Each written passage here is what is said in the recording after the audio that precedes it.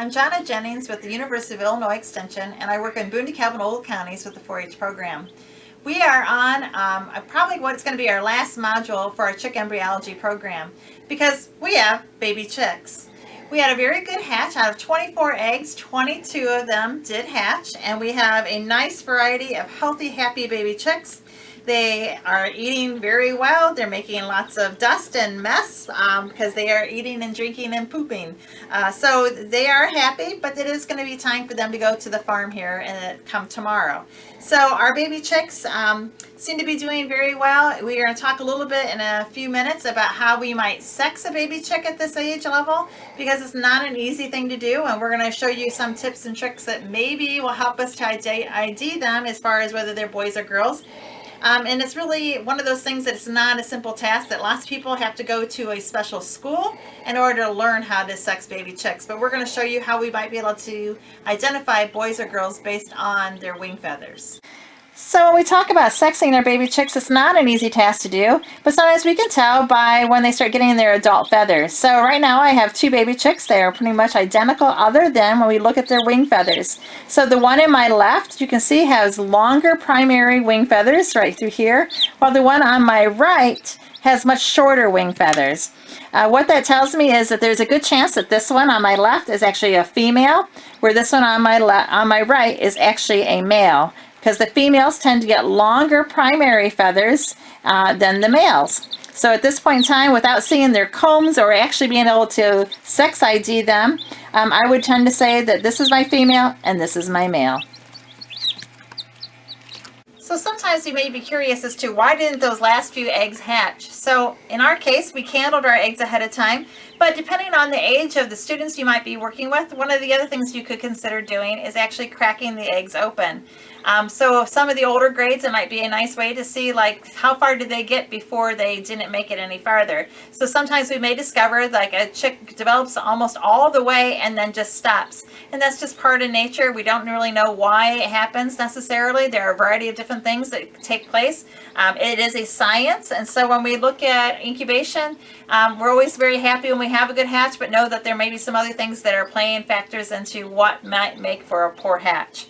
But these are our two eggs that we have left.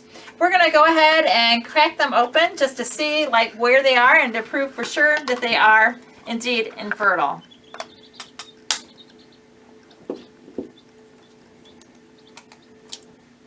So there's our one egg. We know for sure there was no development whatsoever, so it did not have the ability to become a baby chick. And we're going to try our next egg. And again, just a yolk. So without a doubt, even after candling them and now cracking them open, we can see that these eggs were infertile. And so when we look at our hatch rate, we could say out of 22 fertile eggs, we actually did really well because we ended up with 100% hatch out of the eggs that were fertile. So if you were, again, curious as to what your eggs look like, by all means, feel free to go ahead and crack them open. If you're not comfortable with that, what I would suggest then is that on the eggs that don't hatch, just wrap them up in a plastic bag, tie it up tight, and then dispose of them in the garbage. If you are into composting, you can certainly throw them out into your gardens as well. So that's one of the things you can do to see, like, for sure where your fertility, was it eggs or was it just the incubation process? So our baby chicks are here, they're adorable and they're cute, and of course you want to hold them. With that being said, I would tell you that no matter what you decide to do, when you go to hold a baby chick, you first want to make sure that you wash your hands. We will wash our hands with soap and water. We don't want to just use Germ-X because the Germ-X has a lot of alcohol and strong chemicals in it. So the most important thing to make sure that our chicks stay healthy is that we wash our hands with soap and water before we hold them. So I've already washed my hands with soap and water. When I go to hold a baby chick though, you have to remember, to a baby chick, we look like huge giants.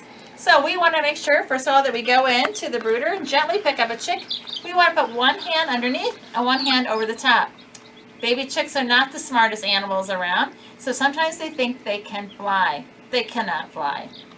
So when we hold a baby chick, we just want to hold them nice and gently. We can look at them. We get right into their face. That, of course, that's going to be a little more intimidating to them because, again, we look rather large to them compared to their counterpart chickens. But we want to hold them nice and soft, not too tight, don't want to squeeze them. But we also have to be aware that when we're holding a baby chick, they do get nervous. And when they get nervous, they may do something we didn't want them to do in our hands. And that is, they might poop on us. So if you are holding a baby chick and suddenly you feel that warm sensation, we encourage you not to drop your baby chick. Instead, just gently put it back into the brooder and then go wash your hands with soap and water again.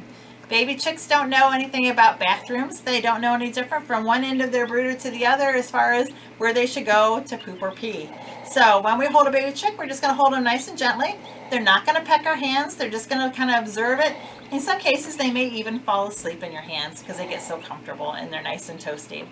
But when we're done holding our baby chicks, we're just going to gently put them back into the brooder. And then, no matter what, we need to wash our hands with soap and water. So we wash our hands with soap and water before we touch the baby chicks to keep them healthy.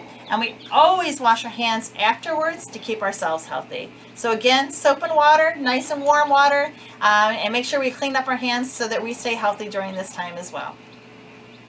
So one of the last and final things that we're going to do with our incubation embryology program is we are going to make sure that we have everything clean and ready for the next round. So one of the best ways that we can do that is we're going to disinfect our incubator, our egg turner, and then eventually also our brooder and the feeders and waterers.